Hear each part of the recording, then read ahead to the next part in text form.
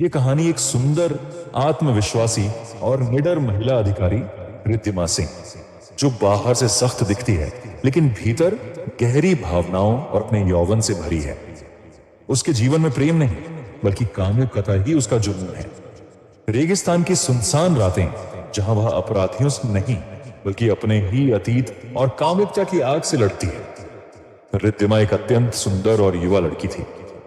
रात की निस्तब्धता में वह चुपके से अपने घर से निकल पड़ी और चलते चलते सुनसान रेगिस्तान के किनारे जा पहुंची। दूर तक फैली रेत पर चांदनी ऐसे गिर रही थी जैसे चांदी की चादर बिछी हो।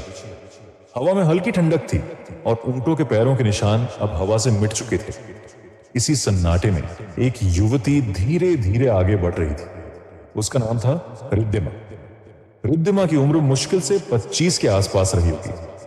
उसके चेहरे पर थकान थी, पर आंखों में दृढ़ता और एक अनकहा इरादा चमक रहा था। उसके लंबे बाल हवा में उड़ रहे थे और उसके कदमों के नीचे बारीक रेत चरमराहट कर रही थी।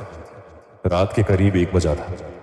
वह अपने गांव पोखरण से लगभग 5 किलोमीटर दूर निकल आई थी।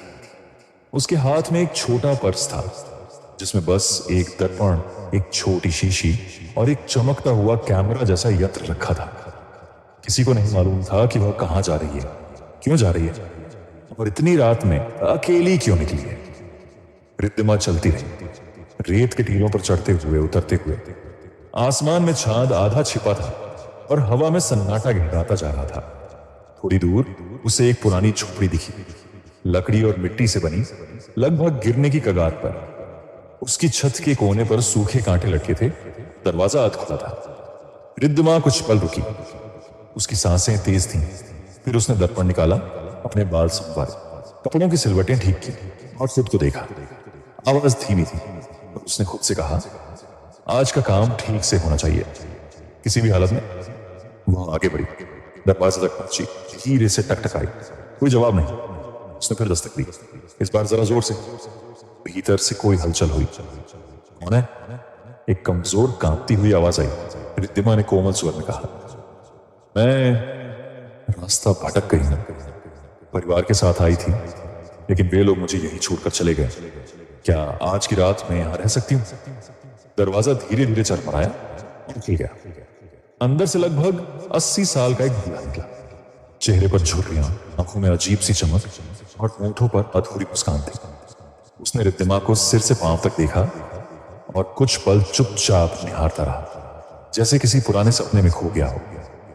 अंदर आओ बेटी, उसने कहा, यहां बाहर ठंडी हवा है। रिद्धिमा हल्के से मुस्कुराई, धन्यवाद बाबा। वह अंदर चली गई। बूढ़े ने पीछे से दरवाजा बंद कर खींच लिया। खिल लगने की आवाज गूंजी। रिद्धिमा थोड़ी चौंकी पर कुछ बोली नहीं। वह झोंपड़ी के भीतर देखने लगी। 2 छोटे कमरे, एक टूटा हुआ पलंग और कोने में मिट्टी का दिया टिपटिपा रहा था। अब बोला, यहां रात में चोर आते हैं इसलिए दरवाजा बंद रखना पड़ता है। रिद्धिमा मुस्कुराई, अच्छा किया आपने। कुछ देर तक दोनों के बीच चुप्पी रही। फिर रिद्धिमा ने कहा, मैं कहां सो सकती हूं? जहां दिल चाहे वहीं सो जाओ, यह झोपड़ी तो अब खाली ही रहती है। रिद्धिमा ने धीरे से कहा, तो ठीक है, आप एक कमरे में सो जाइए, मैं दूसरे में सो जाती हूँ। बूढ़ा कुछ पल उसकी आंखों में देखता रहा, फिर बोला, ठीक है, और अपने कमरे की ओर चला गया। रिद्धिमा बिस्तर पर लेटी, उसकी आंखें खुली थीं। वह कमरे के कोने में रखे पर्स को देख रही थी जिसमें कुछ रहस्यमय चीजें थी।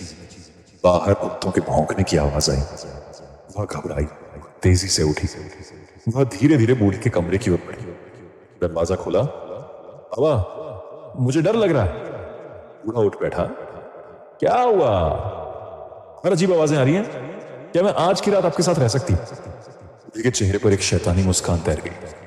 बोला, यार तो बस एक ही बिस्तर है। रिद्धिमा बोली, कोई बात नहीं, मैं फर्श पर बैठ जाऊंगी। पर बूढ़े ने कहा, नहीं नहीं, ठंडी रेत पर बैठना ठीक नहीं, तुम यहीं रहो, मैं बाहर चला जाता। रिद्धिमा ने उसकी ओर देखा। उसकी आंखों में कुछ था, डर नहीं, नियंत्रण। बोली, नहीं बाबा भी, आप बाहर मत जाइए, चलिए थोड़ी देर बाहर हवा खा आते हैं। बूढ़े ने सिर हिलाया। ठीक है। दोनों बाहर निकले। रेगिस्तान की ठंडी हवा उनके कपड़ों से खेल रही थी। आसमान में तारे चमक रहे थे। रिद्धिमा बोली, देखिए कितना सुंदर है यह आसमान, पर फिर भी कितना अकेला। बूढ़ा बोला, तुम भी अकेली लग रही हो। वह मुस्कुराई। शायद। दोनों धीरे धीरे एक ऊंचे टीले की ओर बढ़ने लगे। चांदनी में रेत झिलमिला रही थी। बूढ़ा उसकी चाल देखता जा रहा था, नशे में डूबता हुआ। टीले पर पहुंचकर रिद्धिमा रुक गई और बोली, क्या मैं तुम्हें सुंदर लगती हूं? बूढ़े ने ठंडी सांस लेकर कहा, तुम चांद से भी सुंदर हो। रिद्धिमा मुस्कुराई। तो फिर चलिए नीचे की तरफ चलते हैं, कुछ दिखाना है आपको। रेत के उस ऊंचे टीले से उतरते हुए रिद्धिमा ने अपना दुपट्टा कसकर पकड़ लिया। हवा और ठंडी हो गई थी। उसे रेत के कण पकड़ उसके चेहरे को छू रहे थे। पीछे पीछे चल रहा था। उसकी सांसें भारी थी। उसकी आंखों में अजीब चमक थी, जैसे किसी पुराने पाप की परछाई फिर से जीवित हो उठी हो। कहाँ चल रही हो बेटी? उसने धीमी आवाज में पूछा। रिद्धिमा बिना पीछे देखे बोली, थोड़ी दूर कुछ है जो आपको दिखाना है। बूढ़ा हैरान था। मुझे दिखाना है? इस रेगिस्तान में क्या है? रिद्धिमा मुस्कुराई। वही जो आप सालों से ढूंढ रहे हैं। बूढ़ा चौंक गया। क्या मतलब? पर रिद्धिमा अब आगे बढ़ चुकी थी। थोड़ी देर में दोनों एक गहरी गुफा के पास पहुंच गए। फमा की दीवार पर रेत जमी थी और अंदर अंधेरा था। यहां बहुत अंधेरा है, अंदर मत जाओ। रिद्धिमा ने उसकी ओर देखा और कहा, क्यों डर रहे हैं? आपने तो कहा था कि आप पूरे रेगिस्तान के राजा हैं। बूढ़े के चेहरे पर हंसी फैल गई। हाँ हूं तो मैं ही यहाँ का मालिक। फिर बोला, चलो मैं भी देखता हूं। दोनों गुफा में दाखिल हुए। अंदर से ठंडी हवा का झोंका आया। दीवारों पर सीलन थी और कहीं कहीं चमगादड़ों की हल्की आवाज सुनाई दे रही थी। रिद्धिमा ने अपने पर्स से एक छोटा टॉर्च निकाला। हल्की पीली रोशनी दीवारों पर पड़ी तो पुरानी ऊपरी आकृतियां दिखी, जैसे किसी ने कभी यहां कुछ उकेरा हो। हैरान होकर बोला, ये तो पुराने जमाने की चित्रकला लगती है। तू जानती कैसे है इस जगह के बारे में? रिद्धिमा मुस्कुराई। क्यों, आप डर गए क्या? झेप गया। नहीं, बस पूछ रही थी। रिद्धिमा बोली, यहां बैठिए, थोड़ी देर विश्राम कर लीजिए। बूढ़ा वहीं पास की एक बड़ी चट्टान पर बैठ गया। वह अब भी रिद्धिमा को ही देख रहा था। उसके बाल, उसकी चाल, उसकी मुस्कान, सब में उसे एक विचित्र खिंचाव महसूस हो रहा था। कुछ देर बाद उसने कहा, तू बहुत सुंदर है। तेरे जैसी लड़की मैंने आज तक नहीं देखी। रिद्धिमा मुस्कुराई। कभी देखा भी नहीं होगा। बूढ़ा झटके से हंस पड़ा। सही कहा तूने, पर तू अकेली क्यों है? कोई तेरा नहीं। रिद्धिमा ने गहरी सांस ली। कभी थे, पर अब नहीं। क्यों? क्योंकि किसी ने उन्हें मुझसे छीन लिया। उसके स्वर में पहली बार दर्द था। बूढ़े ने हल्की हंसी दबाई। लोग ऐसे ही चले जाते हैं बेटी, कभी कभी जिंदगी यूं ही ले जाती है। रिद्धिमा ने उसकी ओर देखा। या कभी कभी कोई ले जाता है। बूढ़ा उसके शब्दों से सहम गया। तू कहना क्या चाहती है? रिद्धिमा धीरे से उठी। उसकी नजरें अब तेज हो गई थी। कुछ नहीं, बस ये कि हर चेहरा वैसा नहीं होता जैसा दिखता है। बूढ़ा हंसने लगा। तेरी बातें बड़ी अजीब हैं। चल अब वापस चलते हैं, रात बहुत हो गई है। रिद्धिमा ने सिर हिलाया। ठीक है। दोनों गुफाई से बाहर निकल आए। रेगिस्तान की हवा अब और ठंडी थी। आसमान में चांद अब बादलों में छिप चुका था। जब झोपड़ी दिखी, रिद्धिमा ने अपने कपड़े झाड़ते हुए कहा, रेत तो हर जगह चली गई। बूढ़ा पास आकर बोला, देखा कहां चली गई? वह मुस्कुराई। अंदर जाकर देखती हूं। रिद्धिमा झोपड़ी के भीतर गई और अंदर से दरवाजा बंद कर लिया। बूढ़ा बाहर खड़ा रहा। क्या हुआ, दरवाजा क्यों बंद किया? अंदर से रिद्धिमा की आवाज आई, बस कपड़े बदल रही हो।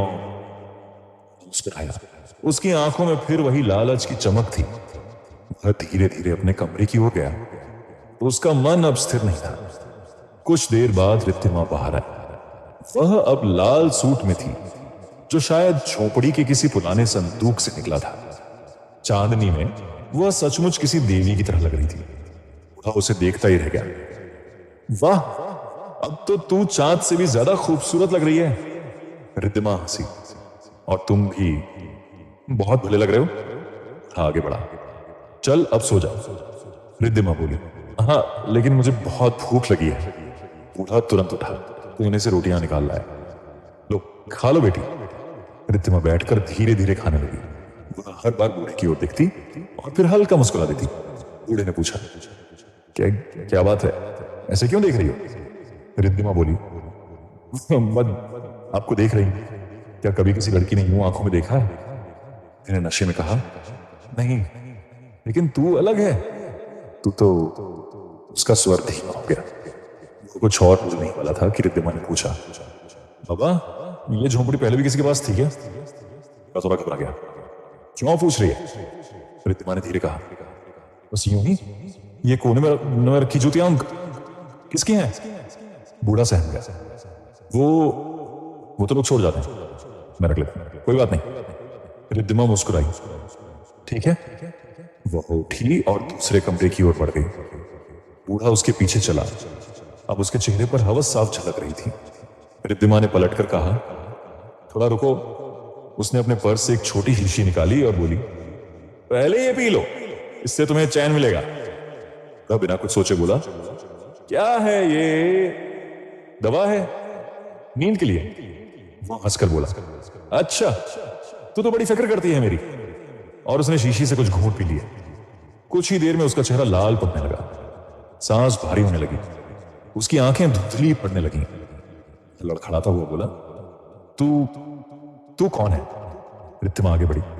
उसकी आंखों में अब रहस्य नहीं बल्कि आदेश था।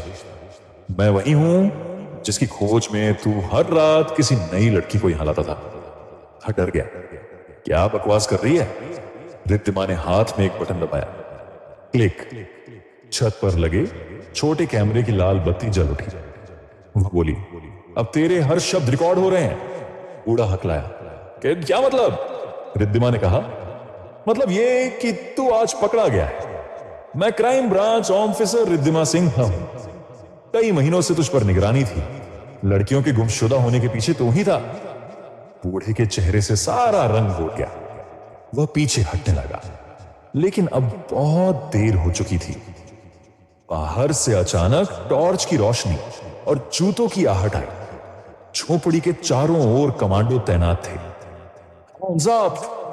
एक आवाज गूंजी। बूढ़ा घुटनों के बल गिर गया। बड़बड़ाने लगा, नहीं, यह सब झूठ है, मैं निर्दोष हूं। रिद्धिमा उसके पास आई।